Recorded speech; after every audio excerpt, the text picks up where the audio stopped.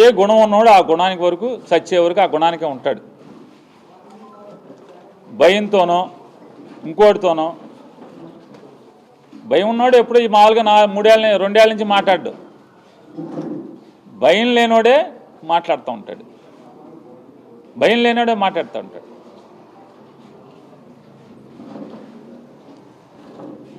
పవన్ కళ్యాణ్ గారు ఉన్నారు, ప్రతిపక్షంలో అద్భుతంగా ప్రశ్నించేవాడు, అద్భుతంగా మాట్లాడేవాడు. వాళ్ళు ఏం చేస్తున్నాడు అని అడుగుతున్నాను.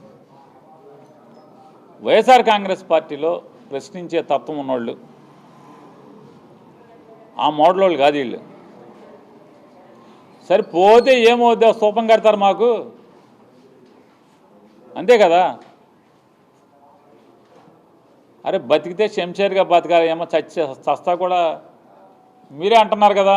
మీరు ఏ పేపర్ నాకు తెలియదు, ఆంధ్రజ్యోతి మరి ఈ టీవీనో లేకపోతే టీవీ5 అవ్వచ్చు, ఏదైనా అవని. నేనేం కాదంటలా, నేను తప్పు అంటలా.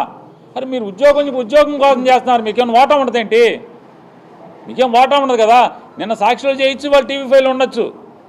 కానీ నేను అడుగుతున్నా, మీరు ఎంతమంది నాలాంటి వాళ్ళని ఎంతమందిని చూసి ఉంటారు? కాబట్టి పోయాం. అదృష్టవశాత్తు జోగి రమేష్ ఇంట్లో లేడు.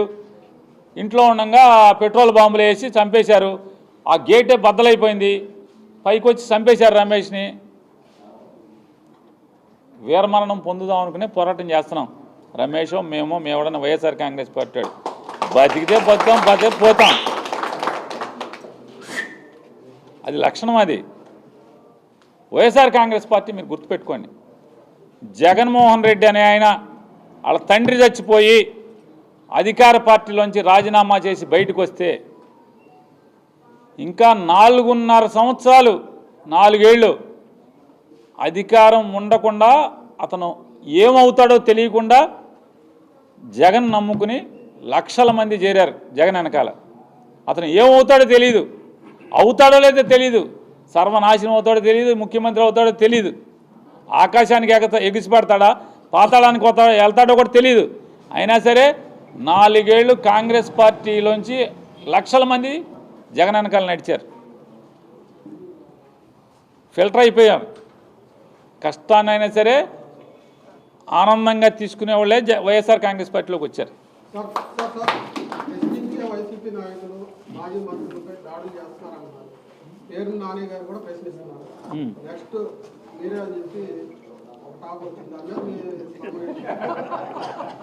వెల్కమ్ అని చెప్తున్నాను, వెల్కమ్ అనే చెప్తున్నాను. సార్ మీరు నన్ను వేసేస్తానంటారు, ఎన్నాళ్ళు దాక్కుంటాం? వేసేయండి, ఏముండదు దాని గురించి, ఏముంటుంది? ఏముంటుంది సార్? పేరు నానినో ఇంకోడో పోతే ఏమవుతుంది? మీ పతనం మొదలవుతుంది అంతే.